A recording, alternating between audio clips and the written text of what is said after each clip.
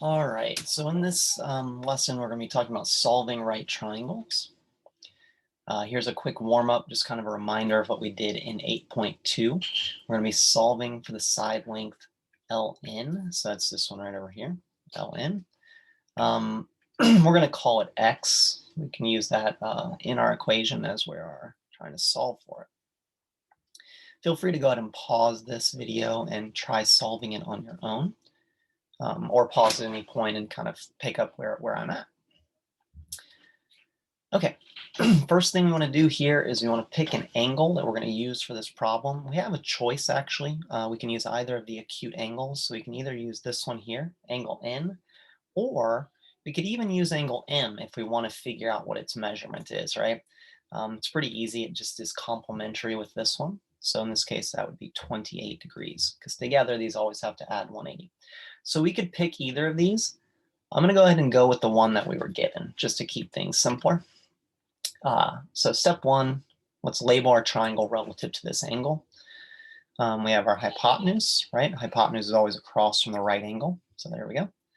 That one doesn't change. And then here we have our opposite. It's across from the angle we're going to be using for this problem, our opposite. And then we have our adjacent, which is next to the angle that we're using for this problem. All right. Now we need to pick which of the three trig functions is going to best serve us in solving this, solving for this side, and we do that with the help of our mnemonic device here, SOHCAHTOA. So we're going to be picking between sine, cosine, and tangent based on the sides. We look at the side that we know, which in this case is the hypotenuse, and the side that we want to know, which is the adjacent. So using those two sides, we pick our trig function. So in this case, we're going to be picking cosine because cosine uses adjacent over hypotenuse. Okay. The next step will be for us to set up our equation. So our equation is going to be cosine of our angle is equal to adjacent over hypotenuse. All of the trig functions set up very similarly, right? It'll be sine of the angle equals opposite over hypotenuse, or tangent of the angle equals opposite over adjacent, right? The only thing that's really changing here are the sides we use. Okay, let's go ahead and substitute in the numbers that we know for this problem. So we have cosine of 62 degrees, that is the angle we're using, is equal to the adjacent side, which is x, divided by the hypotenuse, which is 4.2. So this is one of the problems where our unknown is actually in the numerator, just like a touch easier when it's in the numerator like this. All we have to do is get rid of that 4.2 there. So we multiply both sides by 4.2. Okay, so multiply by 4.2. I'm going to go ahead and use a calculator here. I recommend either the Desmos scientific calculator or a scientific calculator that you may have. 4.2 times cosine 62. So this is what I get. I get 1.9718, all that. At this point, we need to do our rounding. So I'm going to go ahead and round this to 2 decimal places. We weren't told where to round, but that's what I went ahead and decided for this problem. So there's our solution. X is equal to 1.97, and that's the length of Ln, I guess, rather. Or if we wanted to round this to 1 decimal place, this would actually round up to 2.0. All right, so hopefully that was kind of a quick review of what we did in 8.2, solving for sides of right triangles using trigonometry. We're going to go ahead and move forward and talk about some new stuff today. All right, so what does it mean to solve a triangle? So that's what we're going to be working towards in this lesson. We're going to be working towards solving a triangle. Pretty simple idea. It just means to find the measure of all the angles and all the sides. So we're going to know some of them. We got to find the rest of them. There's kind of a bunch of different things that we can use. So we're mostly going to be focusing on the trigonometry aspect. So right now we know how to use trigonometry to find sides. And in this lesson, we're actually going to talk about how to find angles as well. So we can use this for sides or angles. And that second part is going to be new, the angle part. Not so new, Pythagorean theorem. We've done that a lot in this class, and you've done that in the past, right? If we know 2 sides, we can always find the third using Pythagorean theorem. when we have a right triangle. And we've made use of this a bit even in the warm-up complementary angles, right? If we know one of the acute angles, we can just find the other one using the idea of complementary angles. So keep it simple when we can. All right. So again, this lesson is going to be mostly focused on using trigonometry to find angles. All right. So here we go. What about this triangle? How do we solve it? More specifically, how can we find either the measure of angle y, so it's this one over here, or the measure of angle z, this one over here? Right now, we don't know. I know two sides. I could find the third, a squared plus b squared equals c squared. But that doesn't really help me find the angles. The answer to this is trigonometry, okay? But a little bit different than the past. We're going to talk about trigonometry, but we're going to do it different. We still are going to be picking an angle, labeling our triangle, and using our trig functions. So it's not going to be that different, but it will be different. All right, so in order to solve for angles, we need to understand the three inverse trig functions. So here they are. They are cosine inverse, sine inverse, tangent inverse. So this little -1 up here, a lot of people are tempted to think those are exponents. They are not. This simply means inverse in this case. It's possible in your algebra class you may have seen this notation compared to this notation. This is a function of x, and this is the inverse of that function of x. It means that it kind of undoes it, or it does the opposite. If you're not familiar with that notation, it's okay. You don't have to. But this -1 means inverse of. So this is the inverse of cosine, the inverse of sine, and the inverse of tangent. Now, inverses, mathematically speaking, they do the opposite thing of the original function. So our original trig functions took in an angle. So we would do something like cosine of 62 degrees, and they gave us out a ratio. We'd put that in our calculator, and it would give us some sort of a decimal. The inverses work backwards in that case. They will take the ratio, we'll plug in the ratio there, and they will get us out the angle measurement. So they work backwards. They switch what's called the input and the output. Now, for us, we're going to try to keep this as simple as possible. You will dive more into the inverse trig functions in later mathematical classes. So in this case, we're going to think about them in terms of operations like addition and subtraction, multiplication and division, square root and squaring, where we know that these operation pairs are opposites and they're used to cancel each other out. Right? If we have a simple equation like x plus 2 equals 7, the way we cancel out that plus 2 is by using the inverse operation, subtraction. So we subtract and we get our solution. So it's not 7 anymore, it's 5, right? But same thing for multiplication and division, right? If we want to cancel out multiplication, we use division. To cancel out division, we use multiplication.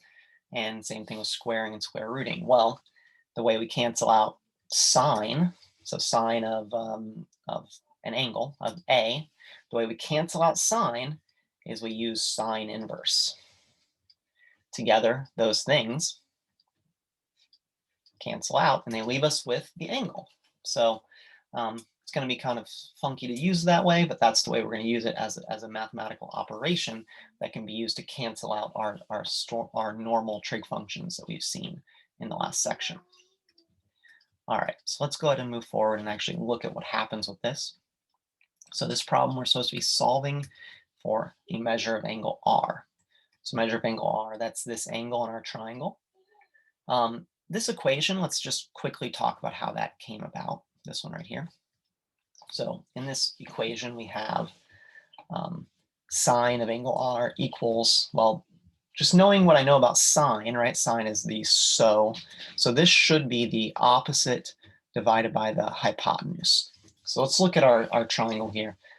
Yeah, okay, so 6.7, we can see, yes, that is the opposite. And then over here, yeah, that is our hypotenuse. So you can see how they set this up. Sine of the angle equals opposite over hypotenuse, just using our basic right triangle trigonometry that we've already learned about. problem is a little bit different than what we've seen. We don't know this angle. In the past, we knew the angle and we didn't know one of these. So what are we going to do here? This is where the inverse trig concepts are going to come into play. If we want to solve for angle R, we actually need to cancel this out, cancel out sine. So let's see what's going on here. So we're going to take the inverse sine of both sides. So notice we took the inverse sine of this side. That's what this is right here. Took it of that whole side. And we did that on both sides. That's something we're allowed to do with equations. We can do the same thing to both sides and keep it balanced. So we did that. We took the inverse sine on the left, the inverse sine on the right. Move forward a little bit. The inverse sine and the regular sine cancel each other out. They are inverse operations, like plus and minus, multiply, divide, square, square rooting, right? They cancel out, leaving us with the angle R. Maybe more accurately, that should say the measure of angle R is equal to the sine inverse of this ratio. And so remember what we said on the last side, that sine inverse is a mathematical operation that takes a ratio as an input and it will calculate an output. What we need to do is we need to know how our calculator does this. So we gotta take a second here, oops, and look at how we can use our calculator to evaluate this. Because that's all that's going on. So we'll take a look at that in a second. I'm going to go ahead and click through the next couple things here. So some calculator magic goes on, and there we go. Essentially, all that's going on here, guys, is this is being used. This right here is being put into a calculator, and it's going to give us this. Calculators are like little computers. They have all these little ratios, we'll say, stored in there, and they are able to tell us the angle for any ratio. So let's quickly just show you on this calculator, and then I'll also go over to the Desmos Scientific to show that. So we're using just a kind of a different button, but you'll see right here with the sine, cosine, and tangent. Right above it in orange, I have sine inverse, cosine inverse, tangent inverse. To make those happen, on my calculator, I have to hit shift, but on a lot of other scientific calculators, there's a button that says second here. And so if I hit that, and then I hit sine, notice that it puts in sine inverse. So on your calculator, if you hit second and then the sine button, should probably do the same thing. And then I just need to put in my ratio there. So 6.7 over 8.3. So something like this. Mine prints it out nice like a fraction, but yours might just use division. But anyway, enter. That's it. Calculates the angle measurement. You do want to make sure you're in degree mode. So you can see mine says DEG here. Your calculator will say D up there if it's in degree mode. So make sure that's the case. Otherwise, you won't get the right angle. Anyway, I'll also go through this on Desmos as well. So let me get out of here and just open that up. Desmos Scientific Calculator. So the Desmos Scientific Calculator here works pretty well. You have your basic trig functions right here, but to get the inverse ones, you have to press this button, func for function. It gives us a bunch of different functions we can use, and we just want sine inverse. So sine inverse, and then you can go back to the main calculator to input your things. So it's 6.7 divided by 8.3. And again, it performs the calculation. It gives us the answer in degrees because the scientific calculator here for Desmos does default to degrees. Make sure it's not in radians, because look, that's not the right answer. Make sure it says DEG for degrees. There we go. Okay, let's go ahead and move forward on this. And so there we go. That's how we solve for it. And we're going to do a little bit more of that today. Okay, so again, here's the calculator aspect of it. Remember, make sure you hit this function button. You're going to use one of these for the inverse, so sine inverse, cosine inverse, tangent inverse, depending on which one you're doing. Make sure it says degree here, and you know, we're going to be rounding our answers at this point. For the most part, unless we're told otherwise, 1 decimal place, but you know, just pay attention to the directions in the problem for your rounding. All right, so I'd recommend right now, go ahead and try to do these 3 problems. Pause the video now and Try to use the scientific calculator on Desmos here to solve these three, or use your calculator. I'm going to go ahead and show the answers now. So again, pause if you want to try it on your own. So here's the three answers that I got using Desmos calculator. So tangent inverse, we got this one. Sine inverse, we got this one. Cosine inverse, we got this. Pretty straightforward. To get a fraction on there, you just hit the division button. That's all. Okay, let's go ahead and move forward a little bit. So this is moving into part 2. Quick warm up here. So which equation will correctly solve for BC? Okay, let's take a look at our picture. Just kind of glancing at it here. We have 4 squared plus 6 squared equals BC squared. Well, okay, these look both like Pythagorean theorem equations, right? And that makes sense. We know two sides of a right triangle, so we can find this third side using the Pythagorean theorem.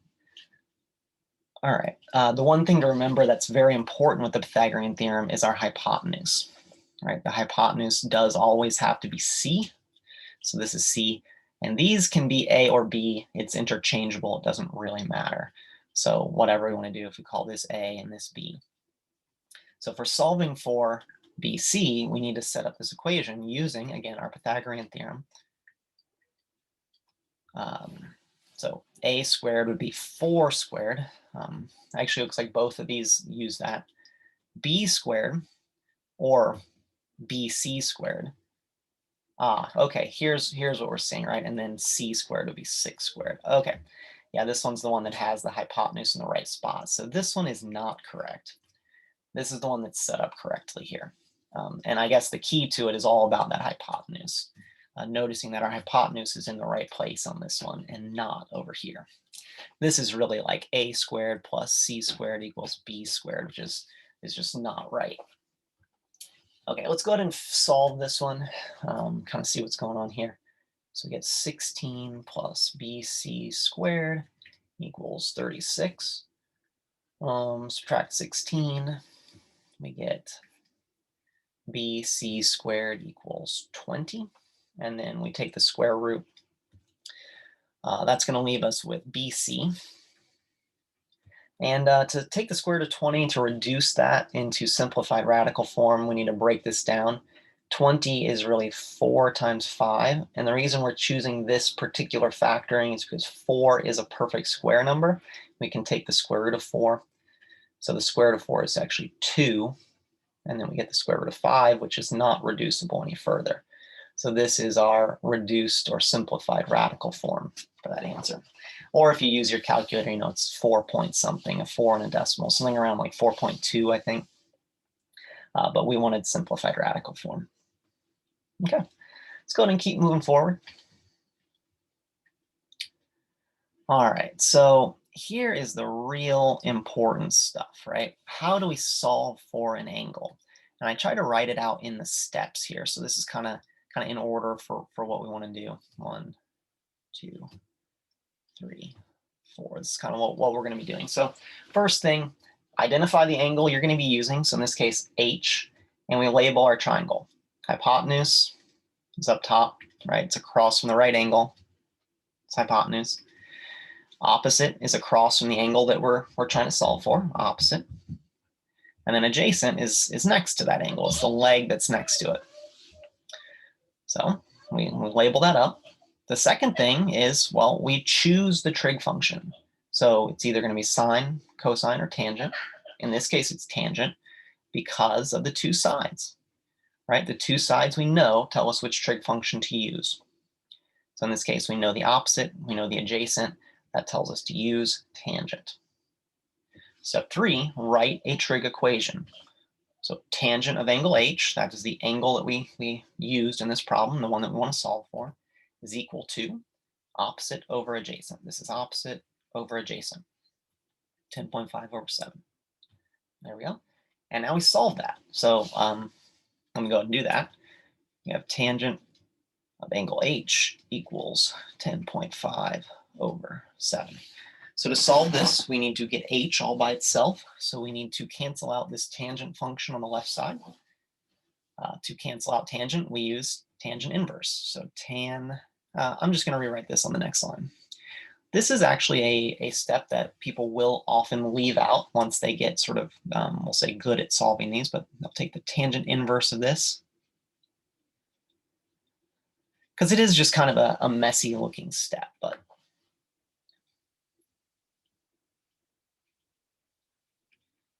10.5/7. Okay, so we took the tangent inverse of both sides.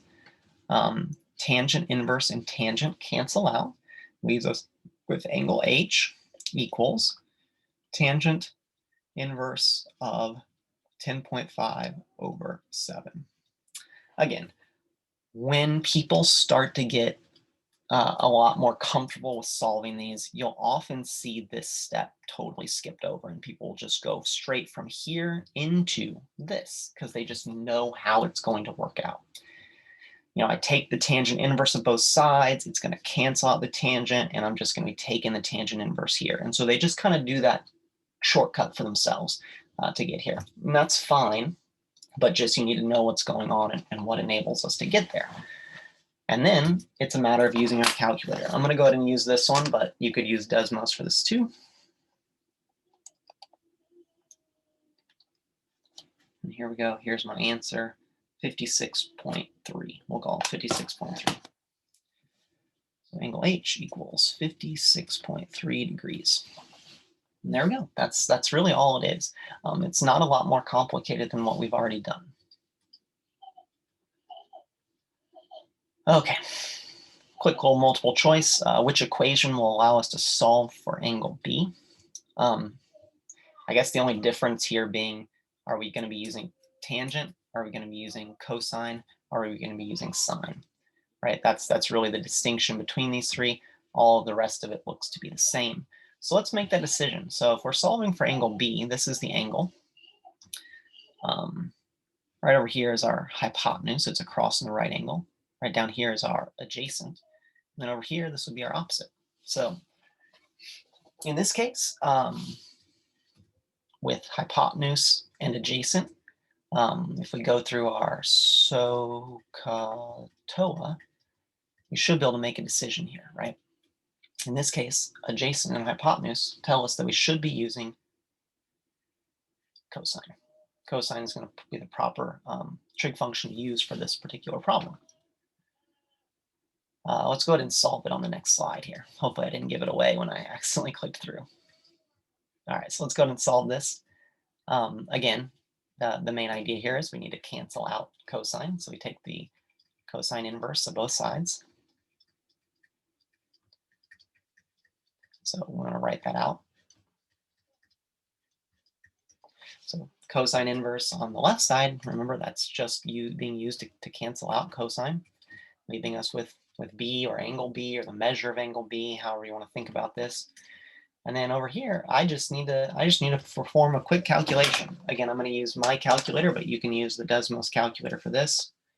4.4/11. And there we go. 66.4 degrees. That's what I'm coming up with. So this is kind of the end of the new material that we're going to be doing for today. After this point, we're going to be talking about solving right triangles. So we're going to be putting together kind of all the different things that we've talked about in regards to this. So using trigonometry to solve for sides, using trigonometry to solve for angles, mixing in the Pythagorean theorem in there, and complementary angles, all of that so that we can find every side and every angle.